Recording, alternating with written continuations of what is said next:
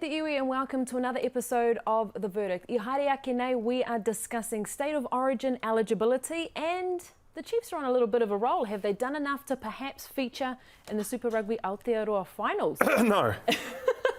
And that is the sweet sound of my first guest today, Goran Paladin. Kia ora. Hey Rav, how are you? Good to see you. And sitting next to him today, our special guest, Kirstie Stanway. Thanks for having me. And can you go easy? Because I know the Croatian blood, it starts boiling and, you know, these loud outbursts that you can't help. Kirstie, I'm one of the most calm Croatians in the world, on the face of the planet. Did we get this on record before we are about to jump into a heated debate? Give me 5 minutes and I'll be like, the red line face, has been drawn. steam coming out the ears. Yeah. No, you're in safe hands. Thanks for coming along. I've seen how you handled Jeff Wilson, and yeah, you need to be quite stern with him, eh? But he's a different kettle of fish. I'm quite lucky I can just smile and wave. Just slowly edge away from the desk. Yeah. This is getting a little too intense. Okay, before we get into it, Kirstie, first time on the show, so we'll just get into the rules of how today will go. So I'll restate the case topics and you will say briefly what side of the fence you were on. Then we'll get into it. Then you can talk about any research that you've done to support your argument, and feel free to rebut to Goran if perhaps you have a difference of opinion. Which we should. did you do some research? I've written down, oh no, actually this is my shopping list. What's on it? Eggs and ham and... Standard. Yeah, lots of bread, actually. Yeah, carbo loading. Carbs. Game day. Every day is game day. All right. First case, of course, we're talking state of origin. Should any player in the NRL be eligible for state of origin? There's a little bit of talk about this with Jason Taumalolo's comments in the news. So what do you think? Kirstie, we'll go with you first. Yep. Well, I think it's important to note that this overhaul, it's not a complete overhaul. It's changing one rule. They won't be eligible, or they don't have to play for Australia, but they still have to have lived in Australia from age 13 or were born in Australia. That's fine, isn't it? What's wrong with that? Everything. I say leave state of origin as it is. Because it's such a great spectacle at the moment. It's the best in the game, isn't it? But it's a competition for Australians. You know, it's essentially an Australian rep trial. Yeah, we all enjoy watching it, whether you're in Australia or New Zealand or in the UK. But when you boil it all down, it comes out to the fact that this is a kangaroo's trial. And so nobody who is ineligible should be playing in this competition, Rav. Okay, Kapai, let's get into it, guys. What you got? Open us up. Go on, Kirstie. Don't be shy. Is this the best showcase in the game? A state of origin supposed to be the be-all and end-all of rugby league. This is the centrepiece, right? Yeah, well, it was. Is it at the moment? At the moment it isn't, because it's a watered-down version of what it used to be. So back in the good old days... Why would you not want your best players playing? Well, sometimes your best players aren't eligible for state of origin. But then you're making people choose, people with joint or dual eligibility that were born in Australia but also qualify for New Zealand pick. But I want to start by saying this. New South Welshmen and Queenslanders love this game. They love the rivalry between the two sides. When you start adding in people who don't actually represent those states, then it diminishes what the competition is for and about. And so I think Paul Kent, who he often appears with Ben Icon on NRL 360, he said that when you start chucking in somebody who's going to be playing for Tonga or Fiji or Samoa, so people who aren't eligible... How come Andrew Fafita, Daniel Tupou, Michael Jennings have those all guys were eligible Origin, for Australia, and then they played for Tonga? Yeah. So what's the difference between them and someone like a Jason Taumalolo? Because at the time they were Australians, and then they've turned their back on representing Australia and become Tongan, and now they're surplus to requirements.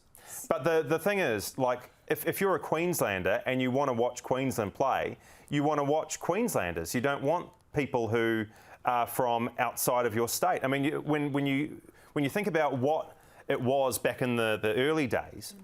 They changed it in 1980.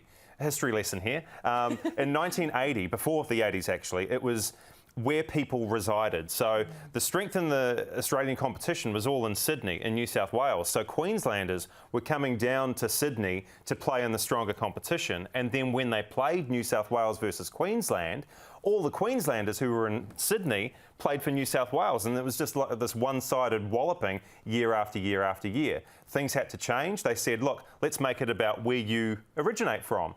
So the Queenslanders who were domiciled in Sydney could therefore represent Queensland, and that's what it was all about.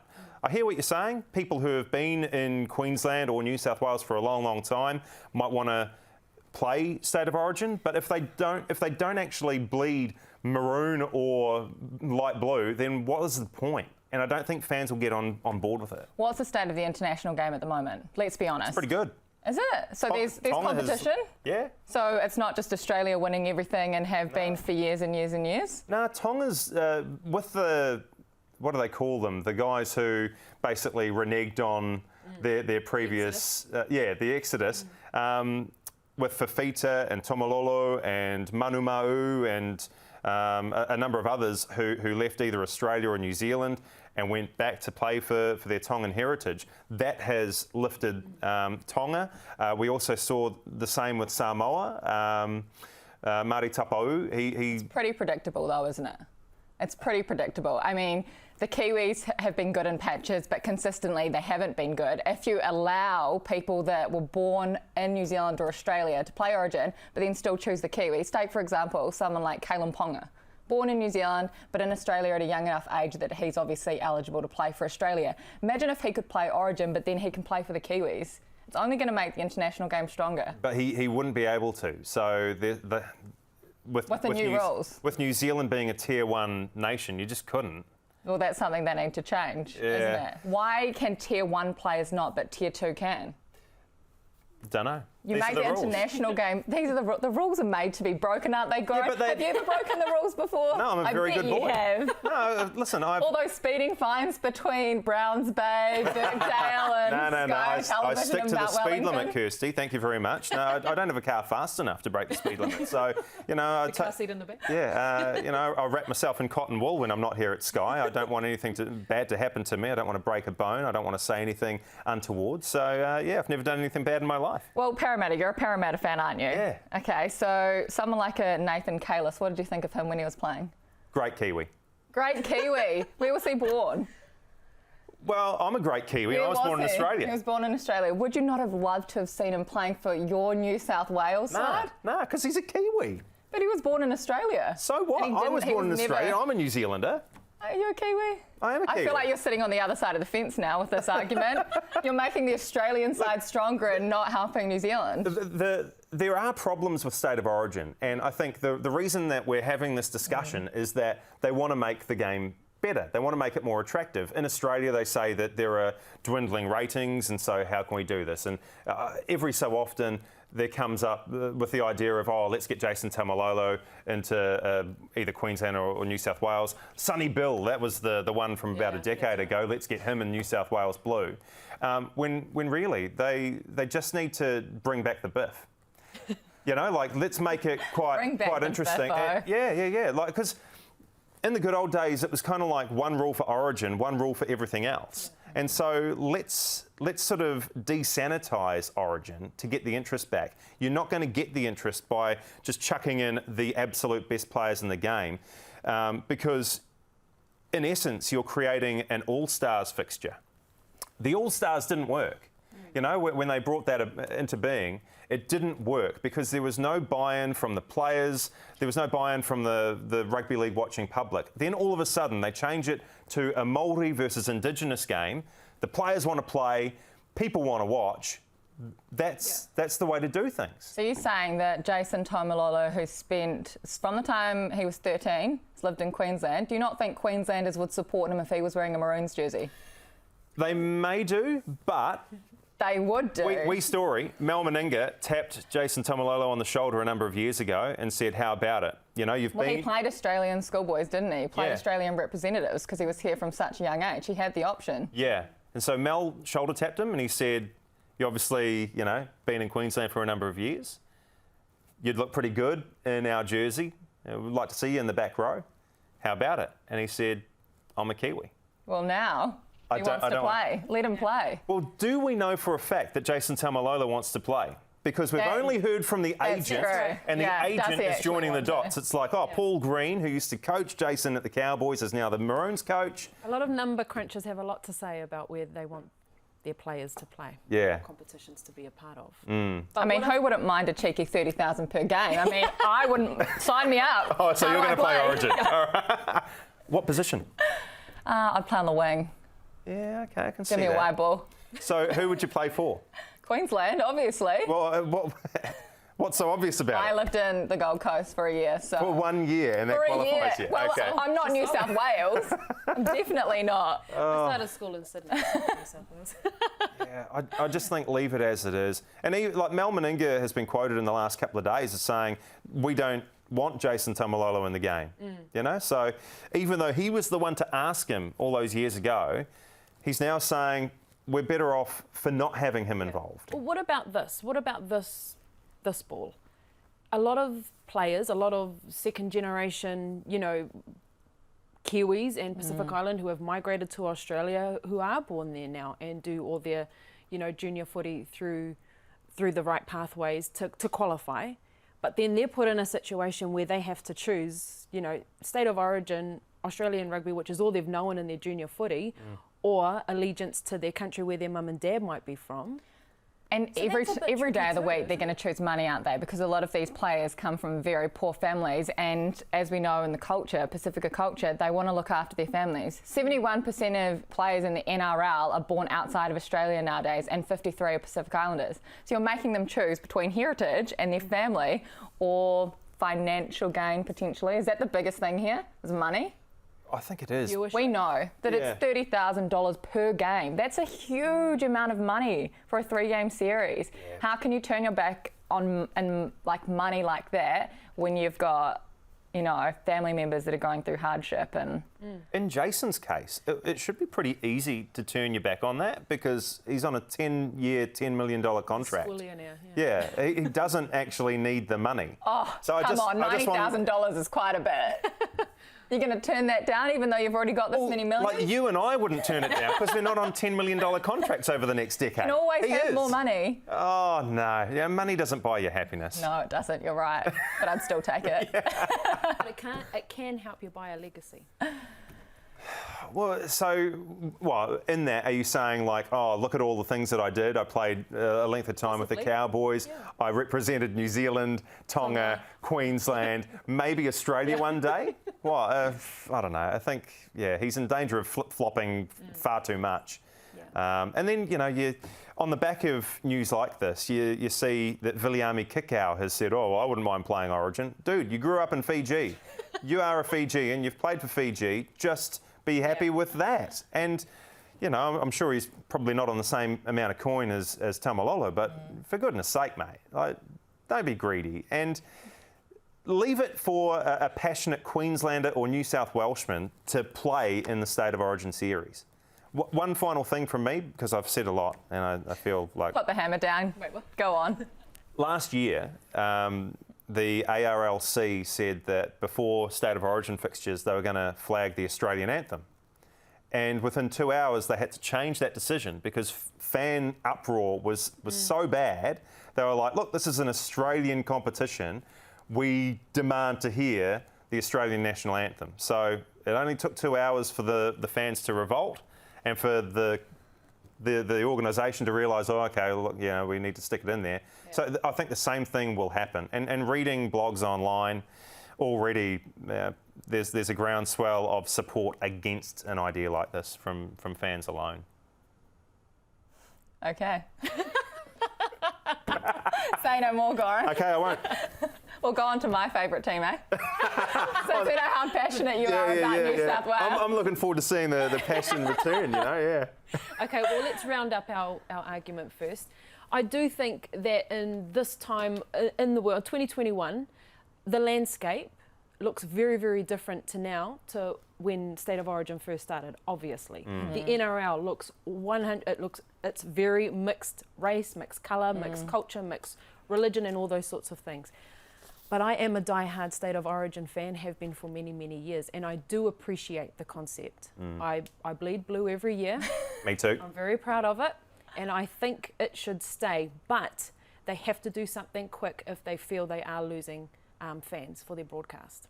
Something needs to change. Yeah, and they tried to do something last year, didn't they, with the Payne Haas, Tina Fa'asua-Maliawi history. Oh, two guys who have history at schoolboy level. That's right. What are they going to do when they come face to face in the Origin arena? And there was a little bit of biffo and there was a bit of interest. So I think that's where they actually need to. You're saying like WWE semantics. Yeah, This is what you want. Put some ropes around the edge of the field and get a people coming ring. off the top turnbuckle, dropping elbows, that sort of stuff. Okay, you've convinced me. Yeah, I will always watch from now on. Well, we know why, because Ravinder supports New South Wales as well. That's the so only she's reason. picked with her heart, not her head. Exactly. But okay. I could have sat here in silence for about 10 minutes and she still would have gone with me. Still would have picked you. She's wearing maroon, but she doesn't mean it. That was just her attempt to be neutral. She's like the female version of Jerome Luai. You know, like a few years ago, it's like, yeah, I support Queensland. Then he's in the New South Wales squad. Wherever the money will take. Yeah. You're not offering me the cash. I'm going over here. Now, yeah. Yeah. And this is what the wardrobe is offering. So, okay. Yeah. There is a blue variety, though, isn't there? I wore it a couple of weeks ago. Yeah. Let's not get into the show. Okay, sorry. Okay, so 1 point to Goran. Game on. All right. Yeah, looking forward to this next one. And remember at home, if you have any comments that you'd like to say about it, do you think any NRL players should be eligible for the State of Origin? Let us know.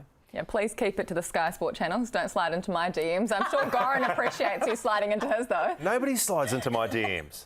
Oh, Maybe this will be a first. No, I don't have like a strong enough social media presence. Yeah. I'm not on Twitter. I've only got like a couple of followers on Instagram. Nobody knows how to spell my name, so they can't search for me. Goran. We'll put up that key again. No. Okay, case number 2. The Chiefs are starting to get their groove on in Super Rugby Aotearoa with 2 wins back-to-back, one of those being against the Blues, who we have spoken on the show about being The Bluesers. final contenders. So, are the Chiefs, in with a chance now? Are they showing their potential? Yes, absolutely. They are. Chiefs man extraordinaire right here. No, absolutely not. Well, obviously you had to say that. Yeah. Who do you actually support? Blues. Oh, Used to be the unlucky. Waratahs, actually. Oh. Yeah, so Blues for me. Okay. All right. Go on, tell us why they're in contention. I'm dying to hear it. One reason, one man, Damien McKenzie, when he's on the field, you have absolutely no idea what's going to happen. And that's what hit the Blues on the weekend.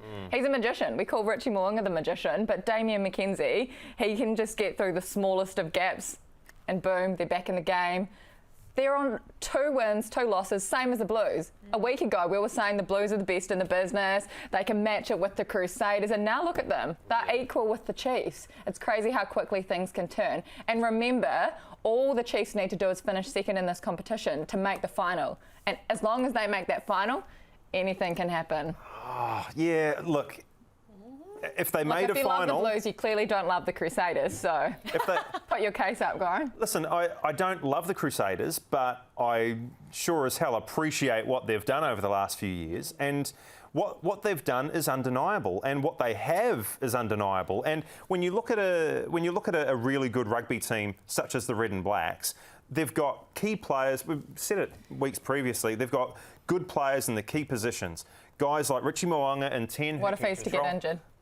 Oh, they'll just put like anybody in there and they'll do this. Anyone? Yeah, exactly. Who's their next choice 10? It doesn't matter. You Richie literally will play couldn't broken. name him. No, but they've got Richie Mo'unga and 10. They've got a really good rotation in their halfback pairing.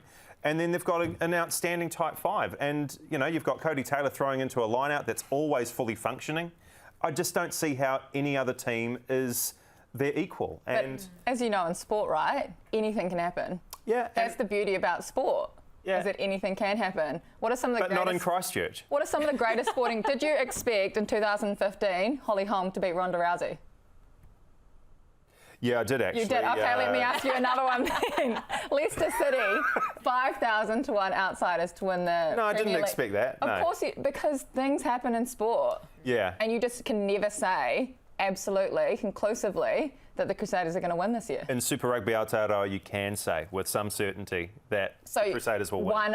1,000%, you know for an absolute fact that they're going to win this year. I will bet you $100. Put your house on it. No, I'm not going to put my house on it. Your new one. No. The one that you're building. No, not that one. Why? Jeez. So you're not confident enough to put your house on it? Jeez, I'm confident enough to put $100 down. I don't even bet usually, but I'm saying I'll put $100 down and say the Crusaders will win this thing easily. Well, look at the Chiefs. And I know that you're, a Chiefs supporter through and through, and that's great, but they just came off the back of an 11-match losing streak. Yeah, and but they what does turned it winning around do for a team? They get confidence. Look at what they did in 2018. Do you remember they were near the bottom of the table for the New Zealand Conference anyway? Everyone counted them out. They went to Suva, they beat the Crusaders in Suva, and then they made the quarterfinals that year. No one expected it to happen, but that's what winning does to a team. Yeah. You saw it on the weekend, they have so much confidence.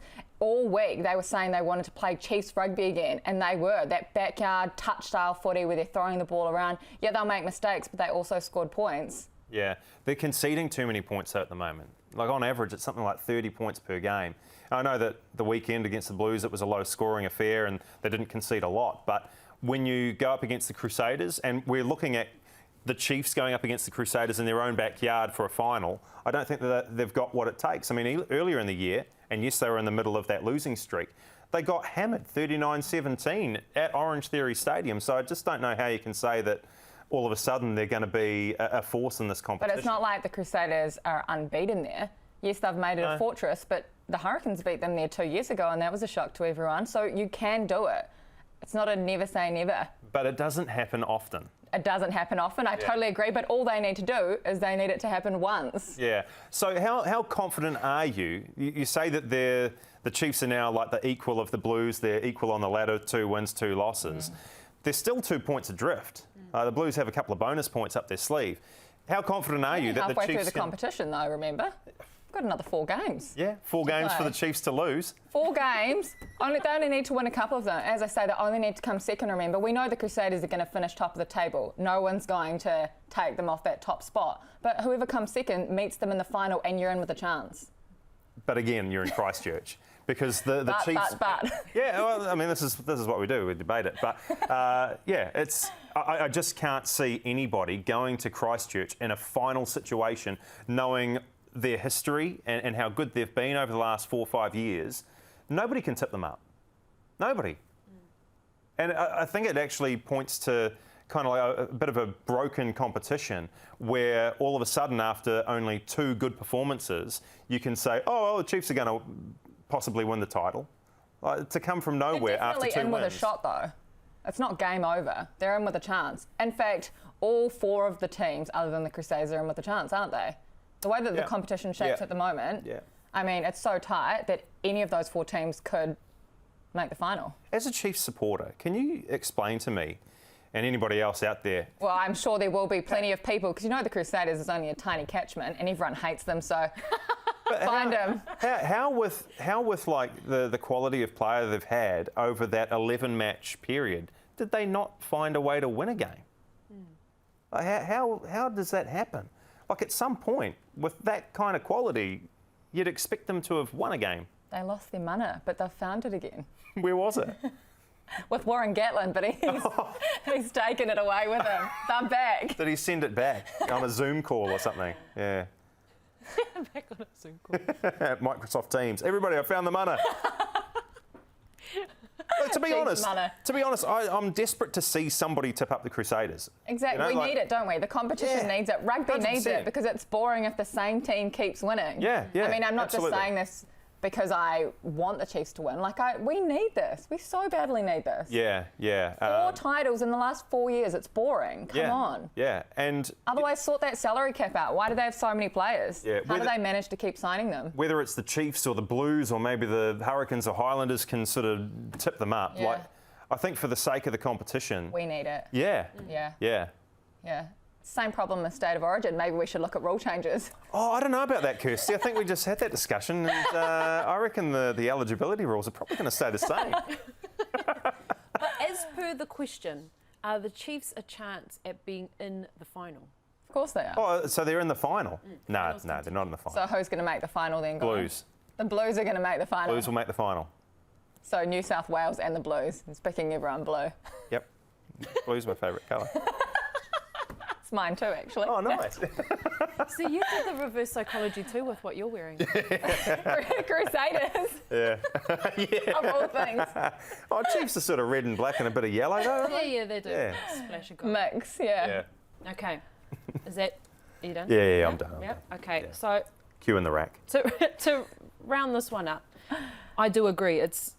There's a lot more rugby to be played in the competition, and the Chiefs are proving that they can beat the top teams now. Now, I think if the Chiefs make it into the final at this stage of the competition, it will be a huge upset to the Blues, but all the more better for the competition, which we keep saying here every week as well. Can they topple the Crusaders? That's a tough ask, but can they make the final? Not impossible. So I'm giving the point to Kirstie. Thanks, Rav. I'll be back. I'll be Okay. back on the show. I'm coming for your seat, Goran. Oh, to be honest, like 1-1, that's usually a good result for me. Okay, great. Yeah, because You usually go down. yeah, Oh, I usually lose. I think you were 2 up last week. Yeah, I know. Mill's got the wrong side of the argument. So, yeah, that usually doesn't happen. So I'm happy with a 1-1. Okay, ka pai, go. Yeah, it's kind of like Good work. And we're still result. friends after this. We can go and enjoy a cup of tea together. I'll have a hot chocolate, thanks. Oh, okay. Yeah. Marshmallows? Yes, please. Yeah, great. Yeah. While we've got you here, Kirstie, of course, in the news this week, exciting stuff. Is it the Super Women's competition or Super Rugby Aotearoa Women's? Well, it hasn't been named because it's The only actual- 2 teams, yeah, isn't it? still So they're in- just under playing, construction. the curtain raiser again for the Blues on Chiefs May game. Yeah, May the 1st. Super Wahine. Women's, that would be a great name. Super Wahine. Trademark. Yeah, trademark, copyright. Yeah, write it down. So the women's Chiefs team up against the women's Blues team. Your thoughts, and has this been a long time coming? Yes, finally. We're here, 2 women's Super Rugby teams. We've been waiting for this for so long. And I think you just have to see the excitement.